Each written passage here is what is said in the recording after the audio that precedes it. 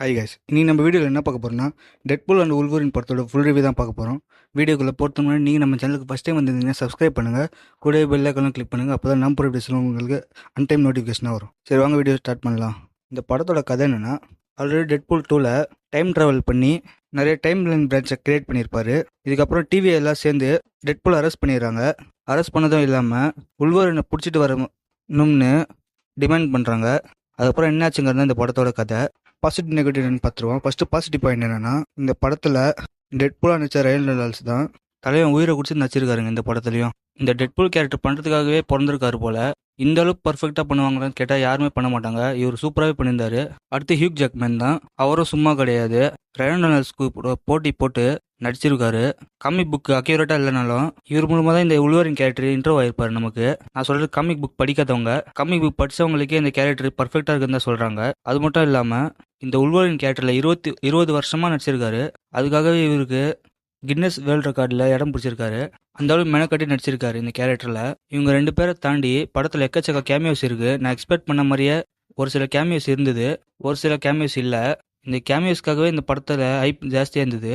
இதுக்கு முன்னாடி இந்த மார்வல் படங்கள் மாதிரி ஒப்புக்கு சப்பானா நிறைய கேமியோஸை வேஸ்ட் பண்ணியிருப்பாங்க.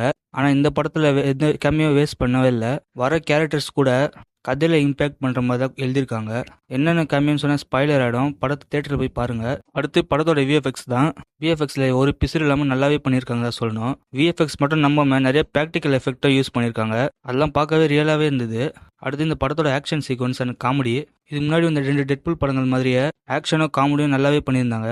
அது பார்த்தீங்கன்னா இந்த படத்துலையும் நல்லாவே ஒர்க் ஆயிருக்கு. காமெடி ஆக்ஷன் எல்லாமே. முக்கியமாக இந்த படத்தில் நிறைய வயலன்ஸ் இருக்குது. ஆனால் இதுக்கு முன்னாடி வந்த படங்கள் அளவுக்கு இருக்கான்னு கேட்டிங்கன்னா கண்டிப்பாக இல்லை. இந்த படத்துக்கு எவ்வளோ வைக்க முடியுமோ அவ்வளோ வச்சிருக்காங்க. இந்த படம் மார்வல்லே ஃபஸ்ட்டு R-rated படமா. ப்ரொமோஷனில் இது R-rated சொல்லி ஓவராக ஹைப் பண்ணாங்க. ஆனால் அவங்க சொன்ன அளவுக்கு வயலன்ஸ் கிடையாது. இது மட்டும் தான் எனக்கு மைனஸாக பட்டது. அடுத்து தமிழ் டப்பிங்கு. ஃபஸ்ட்டு 2 படங்கள் மாதிரி இந்த படத்தில் தமிழ் டப்பிங் அவ்வளோ சூப்பராக ஒர்க் ஆயிருக்கு. நீங்கள் இங்கிலீஷில் படம் பார்க்குறீங்களா இருந்தாலுமே போய் தமிழில் போய் பாருங்கள், நல்லாவே என்ஜாய் பண்ணுவீங்க. முக்கியமாக ஃப்ரெண்ட்ஸை கூட்டிகிட்டு போய் பாருங்கள், செம்ம ஜாலியாக இருக்கும். அடுத்து சினிமாட்டோகிராஃபி பற்றி சொல்லணும்னா வேறு லெவலில் பண்ணியிருந்தாங்க. நல்ல 3D எஃபெக்ட் உள்ள தேட்டரில் போய் பாருங்கள், அப்போ தான் நல்லா ஃபீல் பண்ணுவீங்க. நல்லாவே எக்ஸ்பீரியன்ஸ் இருக்கும். அடுத்து இந்த படம் முடிஞ்ச அளவுக்கு எவ்வளோ சீக்கிரம் பார்க்க முடியுமோ போய் தேட்டரில் பார்த்துருங்க. எக்கச்சக்க ஸ்பாய்லர் ஆன்லைனில் சுற்றிட்டு இருக்கு. அதெல்லாம் என்னென்னு படத்தில் பார்த்து தெரிஞ்சுக்கோங்க. ஓவராலாக இந்த படம் மார்வலுக்கு கம்பேக் தான் சொல்லணும். கார்டியன்ஸ் ஆஃப் கேலக்ஸி வால்யூம் 3க்கு அப்புறம் ஒரு நல்ல படம் வந்திருக்கு தான் சொல்லணும். இந்த வருஷத்துலேயே ஒரே மார்வல் படம் தான் ரிலீஸ் இருக்காது. இது மட்டும் தான். முடிஞ்ச அளவுக்கு போய் ஃப்ரெண்ட்ஸோட பாருங்கள், செம்ம ஜாலியாக என்ஜாய் பண்ணுவீங்க. நீங்கள் இந்த டெட்பூல் படம் பார்த்துருந்தீங்கன்னா உங்கள் ஒப்பீனியன் கமெண்ட்டில் சொல்லுங்கள். வீடியோ பிடிச்சிருந்தா லைக், ஷேர், சப்ஸ்கிரைப் பண்ணுங்கள். Bye guys.